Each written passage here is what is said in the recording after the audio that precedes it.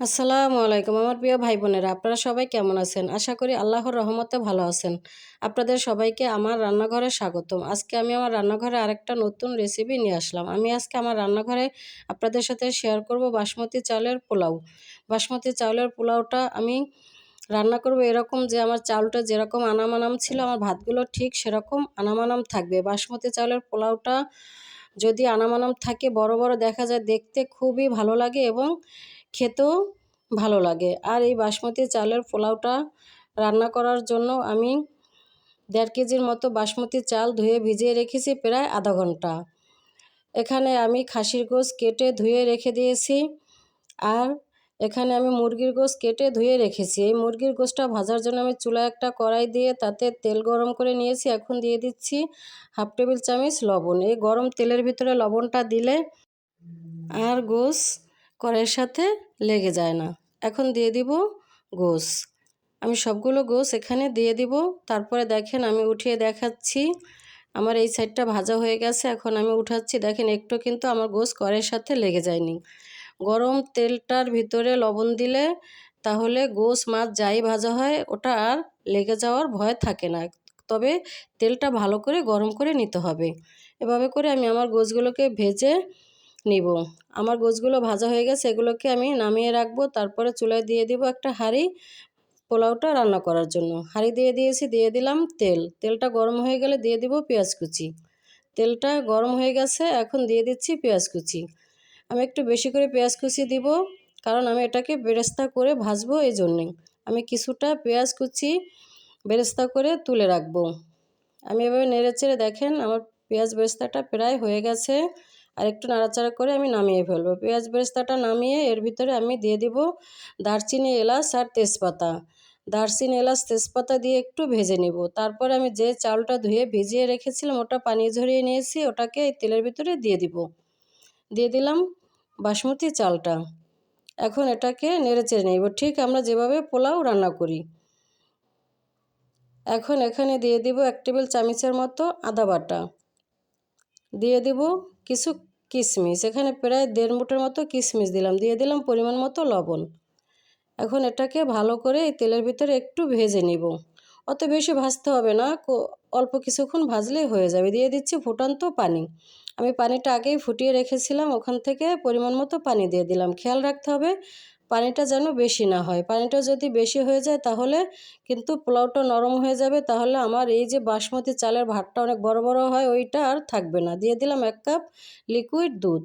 দুধটা দিয়ে ভালো করে নেড়েচেড়ে নেব। এই যে দেখেন ভালো করে দুধটাকে পোলাওর চালের সাথে ভালো করে মিশিয়ে নিলাম। এখন এটাকে ঢাকনা দিয়ে রেখে দেব বলক আসার জন্যে।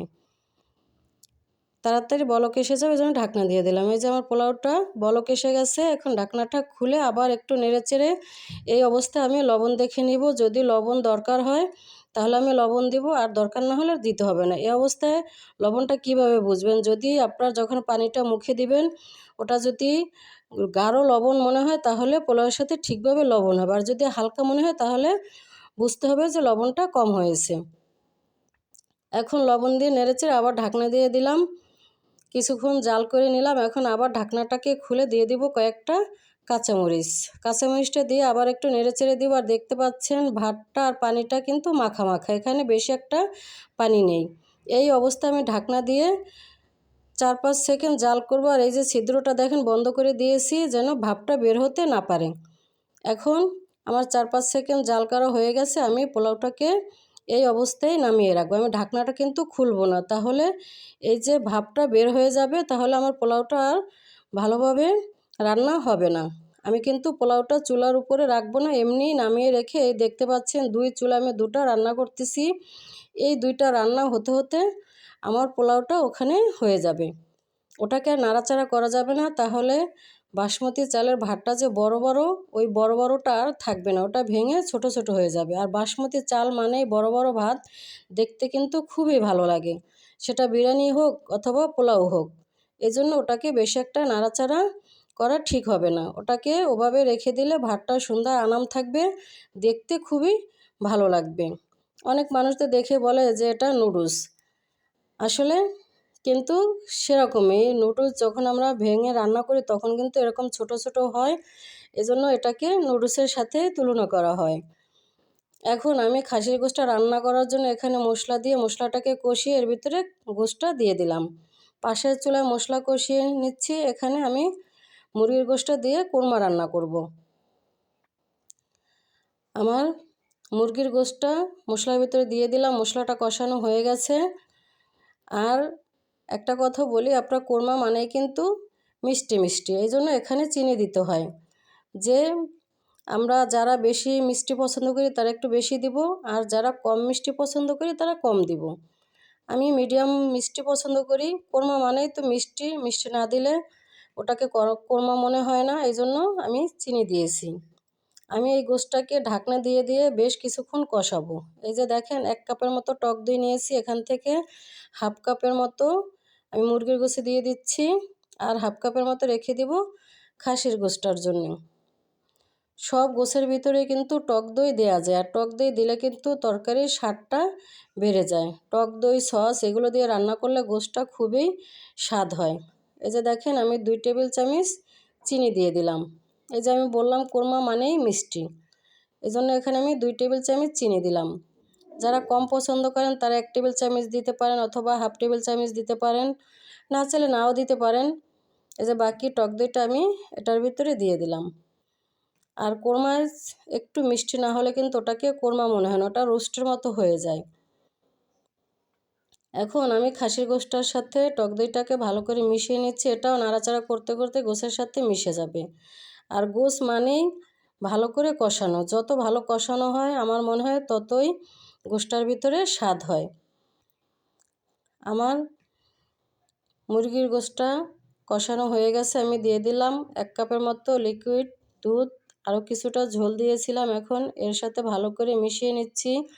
এই দুধটাকে ভালো করে মেশাবো এবং এই দুধ আর ঝোলের ভিতরে আমি গোশটাকে ভালো করে রান্না করে নিব। এই যে দেখেন আমার মুরগির গোশটা প্রায় হয়ে গেছে, আর অল্প কিছুক্ষণ রান্না করে এটাকে নামিয়ে ফেলবো। এদিকে আমার খাসির গোশটার ভিতরে আমি ঝোল দিয়ে দিয়েছি, সেটা আপনাদের সাথে শেয়ার করতে পারিনি। আমি ঝোল দিয়েছি অল্প করে ঝোল দিয়ে আমি ঢাকনা দিয়ে দিয়ে এটাকে রান্না করতেছি। এই যে দেখেন আমি কিন্তু এখানে হাঁড়ি ভরে ঝোল দেইনি, অল্প করে ঝোল দিয়েছি, যে আমি ঢাকনা দিয়ে রান্না করব। ঢাকনা দিলে ঢাকনাগুলো মেখে যায় ঝোল দিয়ে, এই জন্য ঝোলটা একটু কম করে দিয়েছি। আমি আবার ঢাকনা দিয়ে রেখে দিচ্ছি। এভাবেই আমি আমার খাসির গোশটাকে রান্না করে নিয়েছি। আমার খাসির গোশটাও হয়ে গেছে, আর এদিকে আমার মুরগির কোরমাটাও হয়ে গেছে। এটাকেও আমি এখন চুলা বন্ধ করে দেবো। এই যে যতটুকু ঝোল আছে, যে কোনো ঝোল রান্নার পরে ঠান্ডা হয়ে গেলে কিন্তু একটু কমে যায়। আমার মুরগির গোশটাও হয়ে গেছে, এখন এই অবস্থায় দিয়ে দিব পেঁয়াজ বেরেস্তা। এখানেও আমি একটু ঝোল বেশি রেখেছি, কারণ আমার বাচ্চারা এই কোরমার ঝোলটা কিন্তু খুবই পছন্দ করে, এই জন্য আমি একটু ঝোল ঝোল রেখেছি। এই যে আমার পোলার কাছে চলে আসলাম, দেখেন আমি কিন্তু এর আগে নাড়াচাড়া করিনি, দেখেই বোঝা যাচ্ছে। মাত্র আমি এটাকে ঢাকনা খুলে তারপরে নাড়াচাড়া করে নিচ্ছি, আর আপনাদেরকে দেখিয়ে দিলাম।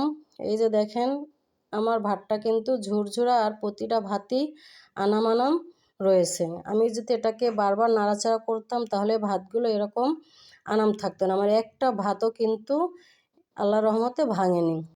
আপনারা এভাবে করে রান্না করে দেখবেন, ইনশাল্লাহ আপনাদেরটা হয়তো আমার থেকেও ভালো হবে। আজকে আমার এই বাসমতি চালের পোলাও রেসিপিটা আপনাদের কাছে কেমন লাগলো আমাকে কমেন্ট করে জানাবেন। আমার চ্যানেলটা সাবস্ক্রাইব করবেন, লাইক কমেন্ট শেয়ার করবেন। আপনারা আমার পাশে থাকবেন, আমাদের জন্য দোয়া করবেন। আপনারা যদি পাশে থাকেন তাহলে এরকম নিত্য নতুন ভিডিও বানাতে সত্যিই খুব ভালো লাগে। আর আপনারা যখন কমেন্ট করেন, কমেন্টগুলো পড়তেও ভালো লাগে, রিপ্লাই দিতেও ভালো লাগে। এই যে দেখেন আমি ভাতগুলো হাতে নিয়ে ছড়িয়ে দেখাচ্ছি, দেখেন একটা ভাতও ভেঙে গেছে কিনা। আমার একটা ভাতও কিন্তু ভাঙেনি। বাসমতি চালের পোলাও হোক অথবা বিরিয়ানি হোক, যেটাই হোক, যদি এরকম আনাম আনাম থাকে দেখতে খুবই ভালো লাগে। বাসমতি চাল মানে বড় বড় ভাত, দেখতে খুব ভালো লাগে, আর তখন খেতেও ইচ্ছে করে। আপনারা সবাই ভালো থাকবেন, আমাদের জন্য দোয়া করবেন, আর আপনারা অবশ্যই আমার পাশে থাকবেন। সবাই ভালো থাকবেন। আল্লাহ হাফেজ।